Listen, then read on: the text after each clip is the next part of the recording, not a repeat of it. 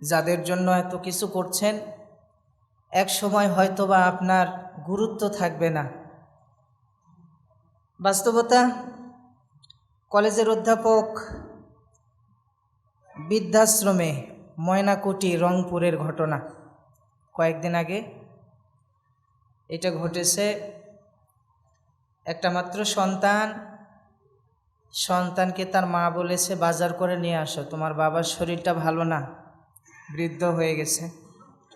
তো কয় আমি বাজার করব, আর খারাপ ভাষায় বলছে উনি বসে বসে খাবে, এভাবে বলছে। তো বাবা তখন বলছে যে সারাটা জীবন তোমাদের জন্য করলাম, টাকা পয়সা বাড়ি এগুলো সব তো আমার টাকায়, এত বড় সাহস কোথায় পেলা তুমি? বাপ ছেলের একটু কথা কাটাকাটির এক পর্যায়ে গিয়ে রড নিয়ে মারতে গেছে বাবাকে। নাউজুবিল্লাহ কন। রড নিয়ে মারার জন্য গেছে বাবাকে, নোংরা ভাষায় গালিগালাজ করেছে, অপমান করেছে। বাবা মনে বড় কষ্ট পেয়ে অবশেষে বৃদ্ধাশ্রমে ঠাঁই হয়েছে, কলেজের অধ্যাপক। তাহলে সফলতা কোথায়? আপনার সন্তানকে যদি কোরআন না শেখান, মানুষের মতো মানুষ করতে না পারেন, ইসলাম না শেখান, আপনি এক সময় বৃদ্ধ হয়ে যাবেন, সম্মান করবে না, অপমান করবে। মূলত আল্লাহর এই দুনিয়ায় আমরা এসেছি, আমাদেরকে চলে যেতে হবে। মান সম্মান ইজ্জতের মালিক আল্লাহ, আল্লাহর উপর ভরসা করতে হবে এবং আখিরাতের সামানা অর্জন করতে হবে। মেন যে বিষয় সেটা হচ্ছে আল্লাহর সামনে আমাদেরকে দাঁড়াতে হবে। তাই আসুন আল্লাহর কোরআন থেকে আমরা শিখি। পবিত্র কোরআনুল কারীমের সূরা কফের 26 নম্বর আয়াত, আল্লাহ সুবহানাহু ওয়া তাআলা এভাবে বলছে, মান্না'ইন লিল খায়রি মু'তাদিম মুরিব। আল্লাহ রাব্বুল আলামিন বলেন, যে সমস্ত মানুষেরা কল্যাণ কাজের মধ্যে বাধা দেয়, মু'তাদিম মুরিব সীমা লঙ্ঘন করে এবং সন্দেহের মধ্যে লিপ্ত থাকে, আল্লাহ এই মানুষগুলির কথা এখানে বলছে। এক নম্বরে কল্যাণ কাজ, ভালো কাজ তো করবে না, আবার বাধা প্রদান করে। এরপরে সীমা লঙ্ঘন করে, ভালো কাজে বাধা দেয়। কারা? ভালো মানুষ কখনো ভালো কাজে বাধা দেয় না।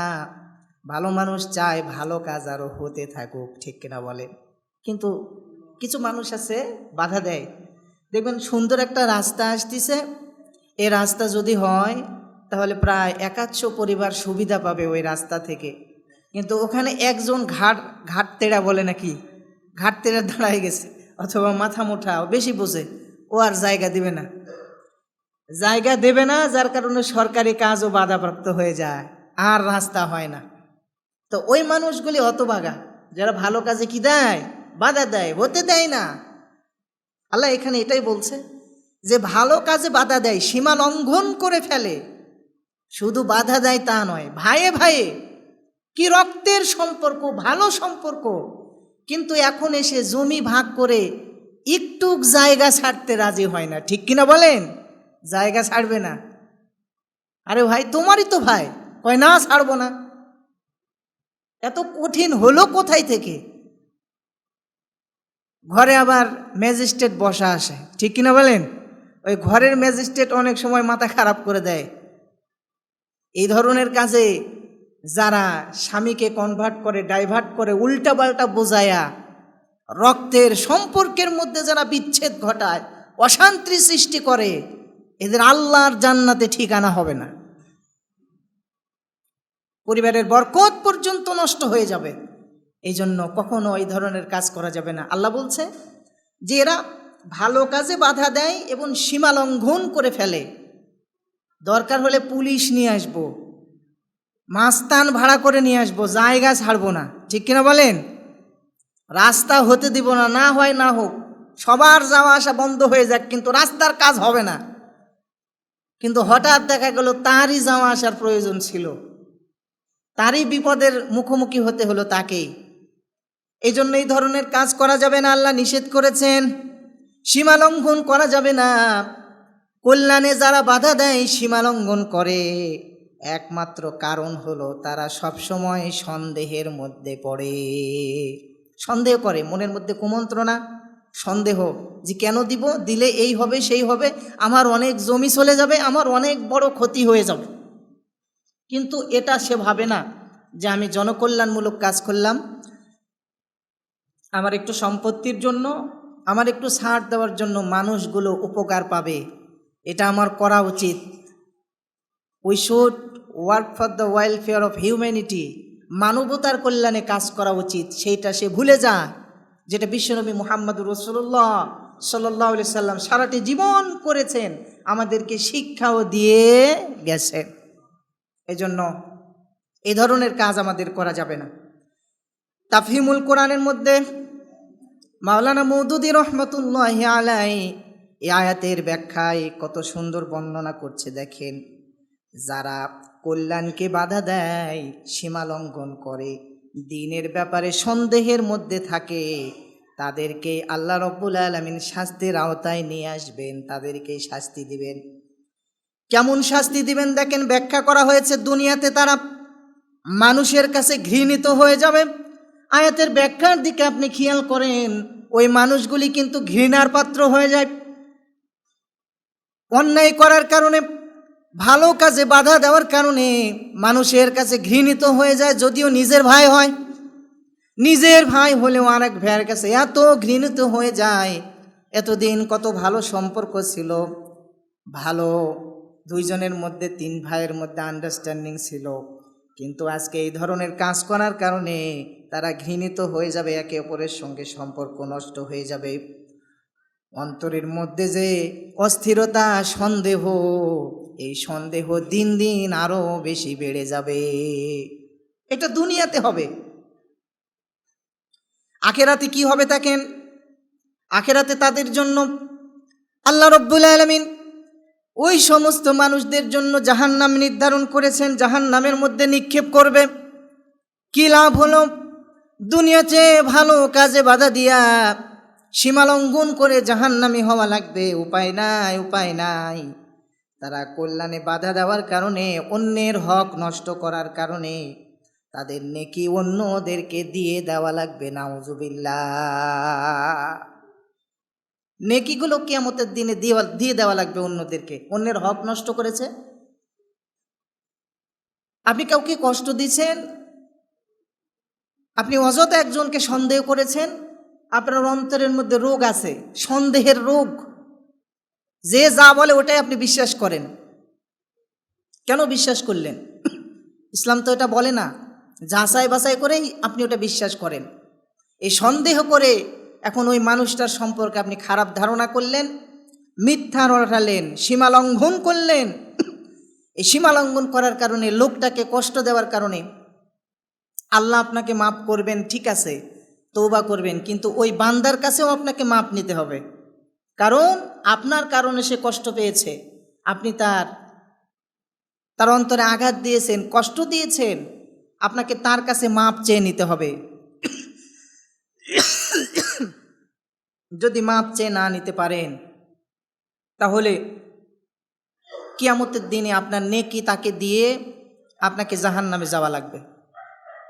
দুনিয়ার জীবনে আপনি যতটুকু নেকি কামাই করলেন, কিন্তু মানুষকে কষ্ট দিলেন, হক নষ্ট করলেন, জাহান্নামে গেলেন, তাহলে কি লাভ হলো বলেন?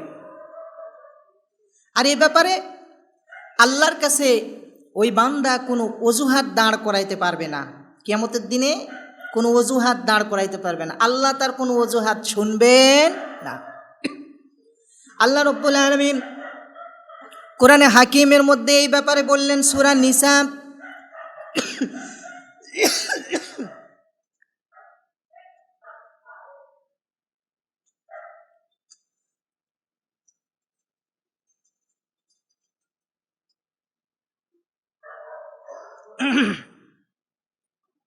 সূরা নিসার 145 নম্বর আয়াতে আল্লাহ এভাবে বলছেন, ইন্নাল মুনাফিকিনা ফিদ দারকিল আসফালি মিনান নার ওয়ালান তাজিদা লাহুম নাসীরা।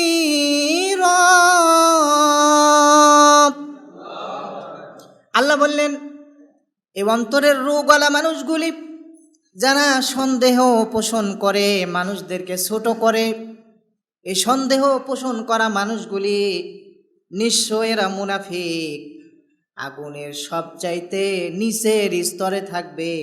কাফেরও কিন্তু এদের মতো থাকবে না, জাহান্নামের একেবারে নিম্ন স্তরে থাকবে এই মুনাফিকরা, কারণ এদের অন্তরের মধ্যে রোগ আছে।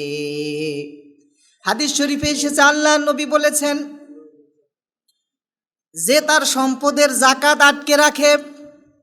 আর এক শ্রেণীর কথা এখানে উল্লেখ করা হয়েছে, মনোযোগ দিয়ে শোনেন। আর এক শ্রেণীর মানুষ যারা জাকাত আটকে রাখে, দেয় না। আল্লাহ নবী বলেছেন কঠিন কথা, যে জাকাত আটকে রাখলে জোর করে জাকাত আদায়ের কথা বলা হয়েছে, যদি না দেয় অর্ধেক সম্পত্তি নিয়ে নেওয়ার কথা বলা হয়েছে। এটি হচ্ছে আল্লাহর পক্ষ থেকে কঠিন সিদ্ধান্ত। জাকাত আটকে রাখা এটা কঠিন গুনাহ। আমাদের সমাজে কয়জন মানুষ জাকাত দেয়? আপনি দেখেন, জাকাত যদি ঠিক মতো দেওয়া হতো আমাদের দেশে, তাহলে গরিব মানুষরা আর গরিব থাকতো না, আস্তে আস্তে করে তাদের অবস্থা ভালো হতো, স্বাবলম্বী হয়ে যেত। ঠিক না বলেন? তাহলে জাকাত আটকে রাখা এটা হচ্ছে বড় গুনাহ। জাকাত আল্লাহ পাকের পক্ষ থেকে ফরজ করা হয়েছে, এই বিধানকে অবশ্যই বান্দাকে দিতে হবে। জাকাত অস্বীকার করার সুযোগ নাই। যে ব্যক্তি জাকাত দেয় না, সে ব্যক্তি গরিব দুঃখীর হক নষ্ট করে। এদের জন্য আল্লাহর পক্ষ থেকে শাস্তি নির্ধারণ করা আছে। কেমন শাস্তি? ইসলামী রাষ্ট্রে যদি জাকাত না দেওয়া হয়, ইসলামী রাষ্ট্র কত সুন্দর ব্যবস্থাপনা হবে। আল্লাহ কিভাবে ফায়সালা করেছেন, যদি কেউ জাকাত না দেয়, রাসূলুল্লাহ বলেছেন তাহলে জোর করে তার থেকে জাকাত নাও। এরপরও যদি না দেয় তাহলে তার সম্পত্তির অর্ধেক নিয়ে নাও, এটা তার শাস্তি। দেয় নিজে এই জন্য। তাহলে একবার যদি কেউ জাকাত না দেওয়ার কারণে তার সম্পত্তির অর্ধেক নিয়ে নেওয়া হয়, ও আর জিন্দেগিতে জাকাত না দিয়ে বসে থাকবে? আপনি বলেন থাকবে? থাকবে না। এই জন্য রাসূলুল্লাহ বলেছে জোর করে হলেও তার থেকে নিয়ে নাও, জরিমানা হিসেবে অর্ধেক সম্পত্তি নিয়ে নাও। এটি আল্লাহর পক্ষ থেকে কঠিন শাস্তি, যাতে মানুষ জাকাতকে হালকা করে না দেখে। উদ্দেশ্য হলো সমাজে গরিবের হক আদায় নিশ্চিত করা, ধনীদেরকে সতর্ক করা যে তারা জাকাত না দিলে শুধু আখেরাতেই নয়, দুনিয়াতেও কঠিন শাস্তি পাবে। আখেরাতে শাস্তি পাবে, কিন্তু দুনিয়াতে তার সম্পত্তি সে হারাবে, অর্ধেক চলে যাবে। এই ভয় যখন থাকবে, যখন আপনি এই সিস্টেম করতে পারবেন সমাজে, তখন দেখবেন সবাই জাকাত বাধ্য হয়ে দিবে, আর এটা না দেওয়া হয়ে থাকবে না। সম্মানিত ভাইরা, এই জন্য কল্যাণ কাজে বাধা না দেওয়া, কল্যাণকে বাধা দেওয়া শুধু দুনিয়াতে নয়, আখেরাতেও কঠিন শাস্তির কারণ হবে। দুনিয়াতেও সে লাঞ্ছিত হবে, অপমানিত হবে, আর আখেরাতে জাহান্নামে যাওয়ার কারণ হবে এই কল্যাণ কাজে বাধা দেওয়া। আল্লাহ রাব্বুল আলামিন পরের আয়াতে বললেন, আল্লাযী জাআলা মা'আল্লাহি ইলাহান আখার ফাআলকিয়াহু ফিল আযাবিশ শাদীদ। আল্লাহু আকবার। যে আল্লাহর সাথে অন্য কাউকে ইলাহ বানায়। আমাদের রব কয়জন বলেন? একজন। আল্লাহ ছাড়া আর কোনো ইলাহ নাই। আমরা কার গোলাম?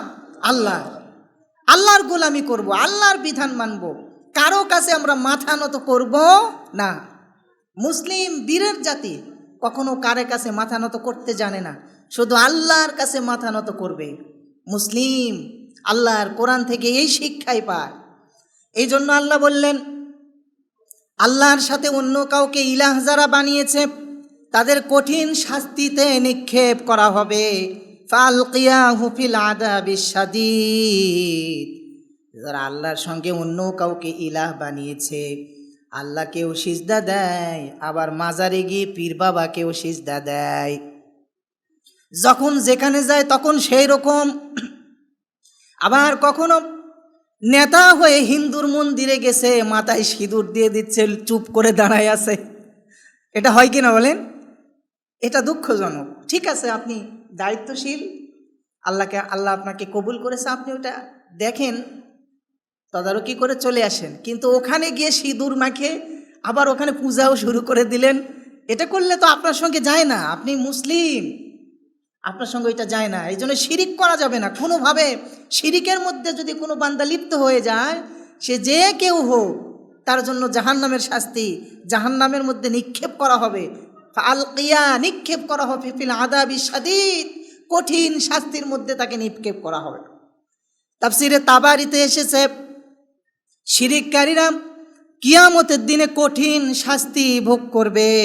শয়তান দায় এড়িয়ে যাবে। দেখেন, শয়তান মিস্টার ইবলিশ দায় এড়িয়ে যাবে কিভাবে? যখন মানুষরা জাহান্নামের ফায়সালা হয়ে যাবে, তখন মানুষ তো নানাভাবে কৌশল করে অভ্যস্ত, ঠিক না বলেন? আমরা যখন বিপদে পড়ি তখন কত রকমের কৌশল দেখায়, কত রকমের কায়দা দেখায়, কত রকমের কজ দাঁড় করায়, যে আমি এটা করি নাই, এই হয়েছে সেই হয়েছে, এইভাবে হলে হতো না। এভাবে যখন কজ দাঁড় করাবে, তখন মিস্টার ইবলিশ বলবে যে আমি তাকে জোর করে বিভ্রান্ত করি নাই, সে নিজেই পথভ্রষ্ট হয়েছে। নাউজুবিল্লাহ কন। শয়তান বলবে কি, আমি জোর করে তারে বিভ্রান্ত করি নাই, কারণ আল্লাহ তারে দিমাগ দিছিল, ভালো মন্দ বোঝার শক্তি দিছিল। কথা ঠিক কিনা বলেন? আমরা সবার মধ্যে ভালো মন্দ জ্ঞান আছে, এটা আল্লাহ দিয়েছে। বোঝার পরেও যদি কেউ শিরিক করে, মাজারে লিখায় আছে সিজদা করবেন না, নিষেধ, তারপরে গিয়ে সেজদা দিয়ে দিচ্ছে, তো এটা নিষেধ কাজ যদি আপনি করেন, শয়তানকে দোষ দিলে তো হবে না। শয়তান বলবে আমি তারে জোর করে বাধ্য করি নাই, সে নিজে থেকেই করেছে। এ ব্যাপারে কোরআনে হাকিমের মধ্যে আল্লাহ রাব্বুল আলামিন বললেন, সূরা ইব্রাহিমের 22 নম্বর আয়াত, আল্লাহ বললেন, ওয়াকালা আশ-শাইতানু লাম্মা কুদিয়াল আমরু ইন্নাল্লাহা ওয়াদাকুম ওয়াদাল হক। শয়তান বলবে আল্লাহ তোমাদেরকে সত্য প্রতিশ্রুতি দিয়েছিল, ওয়াদাল হক, সত্য কথা বলেছিল। আল্লাহ নবী রসুল পাঠিয়েছিল, কোরআন পাঠিয়েছিল, সতর্ককারী পাঠিয়েছিল। ওয়াদাল হাক্কি, সত্য হক কোরআন দিয়া, নবী রসুল দিয়া তোমাদেরকে বুঝিয়েছিল। তারপরে শোনো নাই, আমি তোমাদেরকে জোর করে এই পথে নিয়ে আসি নাই, আজকে তোমার জন্য তুমি নিজেই দায়ী। নাউজুবিল্লাহ। শয়তানকে আপনি দোষারোপ করতে পারবেন না। শয়তান বলবে যে আমি জোর করে তাদেরকে বিভ্রান্ত করি নাই, তোমরা নিজেরাই বিভ্রান্ত হয়েছ আল্লাহর প্রতিশ্রুতি না মেনে। আল্লাহ বলেছিল ওয়াদাল হক, যে আমার সত্য, আমার প্রতিশ্রুতি সত্য, তোমরা কেন শোনো নাই? এটা দাবি, এই দোষ কে নিবে? আমার ওপর চাপাইতে চাইলে তো হবে না, সেই দিন কিচ্ছু করার থাকবে না। হাদিস শরীফে এসেছে, আল্লাহ নবী বলেছেন, ইন্না শাইতানা ইয়াজরি মিন ইবনে আদম মাজরাদ্দাম।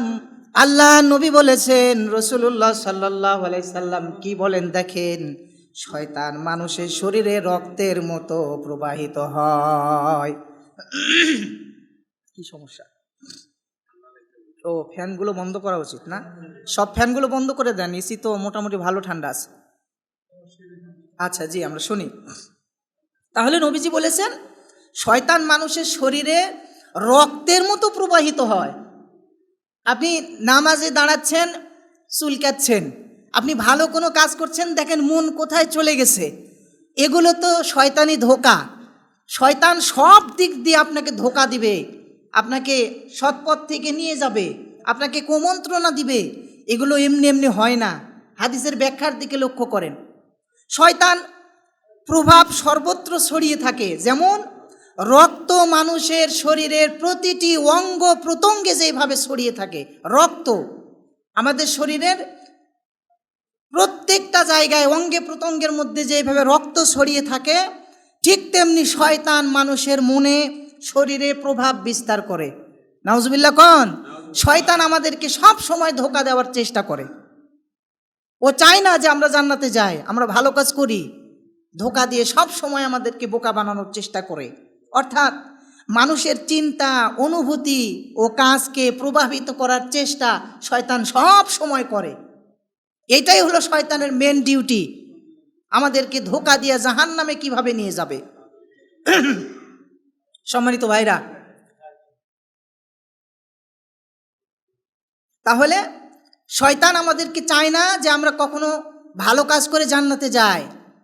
তার টার্গেট হচ্ছে আমাদেরকে জাহান্নামে নিয়ে যাওয়া, ভাই ভাইয়ের মধ্যে গন্ডগোল লাগিয়ে দেওয়া, এক দল আর এক দলের নেতাকর্মীর মধ্যে গন্ডগোল লাগাইয়া দেওয়া, মসজিদে এসে মুসল্লিদের মধ্যে গন্ডগোল লাগাইয়া দেওয়া, এইভাবে মানুষের অন্তরের মধ্যে কুমন্ত্রণা সৃষ্টি করে কি করে মারামারি ফাসাদ লাগিয়ে দেওয়া যায়, এটাই হলো শয়তানের কাজ। সম্মানিত সুদীপ, শয়তান মানুষদেরকে এমনভাবে অন্তরের মধ্যে কুমন্ত্রণা দেয়, তাকে গুনাহের দিকে টেনে নিয়ে যায়। এই জন্য আল্লাহর কাছে আশ্রয় প্রার্থনা করার জন্য আল্লাহ রব্বুল আলামিন সূরা ফালাক এবং নাস দিয়ে দিয়েছেন। বলেন সুবহানাল্লাহ। মাঝে মধ্যে দেখেন হঠাৎ করে শরীরটা খারাপ, কোনো কিছুই ভালো লাগে না, শয়তানি ধোঁকা, নামাজে মজা পাচ্ছেন না, সূরা ফালাক পড়েন, নাস পড়েন, দিয়ে বুকে ফুঁক দেন, ঝাড়ফুঁক করেন। অসুস্থ হয়েছেন, শরীর খারাপ, কোনো কিছুতে কাজ হচ্ছে না, ঝাড়ফুঁক করেন। রাসূলুল্লাহ করতেন সূরা ফালাক নাস। কখনো অনেক অসুস্থ হয়ে গেলে আম্মাজান আয়েশা সিদ্দিকা রাদিয়াল্লাহু তাআলা আনহা সূরা ফালাক নাস পড়ে ফুঁক দিতেন, আল্লাহ রসুলের হাতে দিয়ে, নবীজির হাত দিয়েই বুলাইয়া দিতেন, আল্লাহ পাক সুস্থ করে দিতেন। সুবহানাল্লাহ বিহামদি। এই জন্য সূরা ফালাক নাস পড়বেন, শয়তানের ধোঁকা থেকে, জিন শয়তান সব রকম কুমন্ত্রণা থেকে আল্লাহ পাক হেফাজত করবেন ইনশাআল্লাহ। অজু ছাড়া পড়া নিষেধ না, তবে অজু করে পড়া উত্তম। অজু ছাড়া পড়া নিষেধ না, নামাজের পরে অজু আছে, সুন্দর করে এই আমলগুলি আপনি করবেন। অজু করে আমল করাই উত্তম। সম্মানিত উপস্থিতি, রসুল সাল্লাল্লাহু আলাইহি সাল্লামের শিক্ষা এই হাদিস থেকে দেখেন। এই হাদিসে বোঝানো হয়েছে যে মানুষকে সব সময় সতর্ক থাকতে হবে। আপনি আমি সব সময় কি থাকবো বলেন? সতর্ক। কেন? ইন্নাহু লাকুম আদুউম মুবিন। মিস্টার ইবলিশ হচ্ছে আমাদের প্রকাশ্য শত্রু। শয়তান বসে নাই, যেহেতু আমাদের প্রকাশ্য শত্রু, এই জন্য শয়তানের থেকে আমাদেরকে সতর্ক থাকতে হবে। শয়তানকে প্রতিহত করার কিছু উপায় বলি। প্রতিহত করার উপায়, আপনাকে আল্লাহর জিকির করতে হবে। ফ্রি আছেন, অযথাই গীবত শিকায়ত না করে, অযথা গল্প না করে আপনি জিকির করেন মনে মনে, সুবহানাল্লাহ, আলহামদুলিল্লাহ, আল্লাহু আকবার, অথবা লা ইলাহা ইল্লাল্লাহ। যখন আপনার জিহ্বার মধ্যে জিকির চালু থাকবে, তখন মিস্টার ইবলিশ আর চান্স পাবে না। দেখবে যে না, এর মধ্যে তো জিকির চালু আছে, এর কাছে আমার কোনো স্থান নাই, পালাবে। নামাজ আদায় করা, সঠিকভাবে যখন আপনি নামাজ আদায় করবেন, তখন শয়তান আর আপনার কাছে চান্স পাবে না। এরপরে কোরআন তেলাওয়াত করা, কোরআন তেলাওয়াত করলে শয়তান চান্স পাবে না। সব গুনাহ থেকে ফিরে থাকা, যখন গুনাহ থেকে আপনি ফিরে থাকবেন, তখন শয়তান আর আপনার কাছে চান্স পাবে না। কারণ আপনি আপনার ব্রেনের মধ্যে এটা সেট করেছেন যে শয়তান আমার শত্রু, আমি এর থেকে সাবধানে থাকব, একটা গুনাহও আমি করব না। আল্লাহ যেন তৌফিক দান করেন, আমরা বলি আমিন। প্রিয় ভাইরা আমার, আল্লাহ পাক এ ব্যাপারে বলছেন, ওয়া ইম্মা ইয়ানজাগান্নাকা মিনাশ শাইতানি নাজগুন ফাস্তাঈদ বিল্লাহ। রব্বুল আলামিন বলেন, যদি শয়তান তোমাদেরকে কুমন্ত্রণা দেয়, তবে আল্লাহর কাছে প্রার্থনা করো, আশ্রয় চাও। আউযু বিল্লাহি মিনাশ শাইতানির রাজিম, আল্লাহর কাছে শয়তানের থেকে প্রার্থনা করো, আশ্রয় চাও। এজন্য আল্লাহ বললেন, ওয়া ইম্মা ইয়ানসাগান্নাকা মিনাশ শাইতানি নাজগুন ফাস্তাঈদ বিল্লাহ, তোমরা তোমাদের রবের কাছে শয়তানের হাত থেকে প্রার্থনা করো। আল্লাহর কাছে বান্দা যখন প্রার্থনা করবে, সব রকম ধোঁকা থেকে, সব রকম বিপদ আপদ থেকে, শয়তানি ওয়াসওয়াসা থেকে, তখন আল্লাহ পাক অবশ্যই বান্দাকে শয়তানের ওয়াসওয়াসা থেকে হেফাজত করবেন ইনশাআল্লাহ।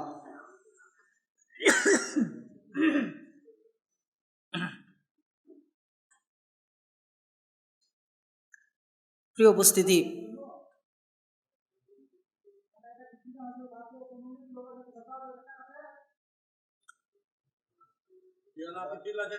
হোয়াট হ্যাপেন্ড, কি সমস্যা?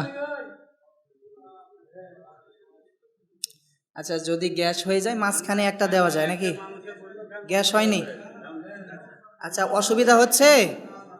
তাহলে তাহলে চুপ থাকেন ভাই, অসুবিধা হয় নাই, কথা শোনেন। কথা বললে তো কথায় হারিয়ে যাচ্ছে, তো পয়েন্ট হারিয়ে গেলে মুশকিল। একটু আল্লাহর জন্য চুপ থাকেন। একটা দিন এসেছেন, আল্লাহর কোরআন থেকে শিখেন।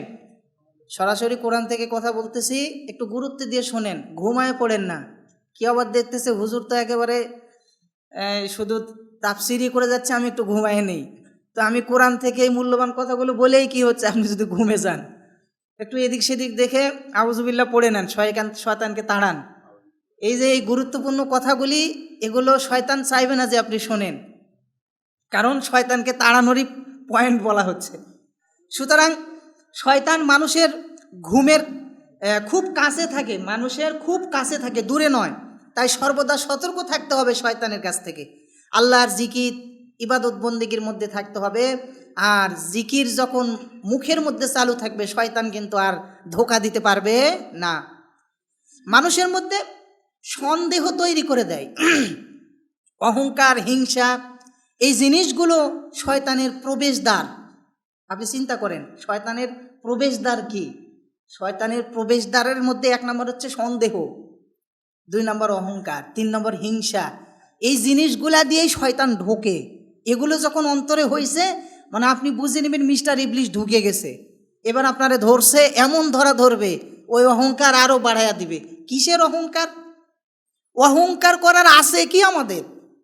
কিচ্ছু আছে বলেন তো আপনি? আপনি বলেন কি আছে?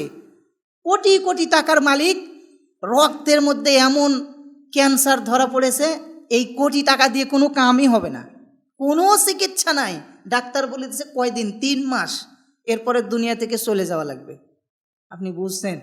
কিছুদিন আগে বলছিলাম আমার এক রিলেটিভ এমন পিত্তথলিতে ক্যান্সার হয়েছে, তো বেশি সময় না, 1-8 মাস বলছিল সম্ভাব্য সময়। গত রমজানের 25 তারিখ দুনিয়া থেকে বিদায় নিয়ে চলে গেল। এখন চলে যাওয়ার পরে উনি নাকি বলে গেছিল যে একটু আল্লাহ ঘরে কিছু দান করতে হবে, কিছু ভালো কাজ করতে হবে, কিন্তু ছেলে মেয়েরা আর দেবে না। কি অবস্থা দেখেন তো, দিতে চাচ্ছে না। তাহলে আপনি কার জন্য, কিসের জন্য করতেছেন? কিসের এত চিন্তা, কিসের এত ব্যস্ততা, কিসের অহংকার? হঠাৎ মরে যাওয়া লাগবে, হঠাৎ মারা যাওয়া লাগবে, এমন ক্যান্সার হতে পারে, আপনার আর বাঁচার কোনো উপায় নাই। এজন্য অহংকার করার কিচ্ছু নাই। অহংকার যখন বাসা বাঁধবে, তখনই শয়তান ঢুকে যাবে। সম্মানিত সুধী, আল্লাহ রাব্বুল আলামিন বলেন, ক্বালা লা তাখতাসিমু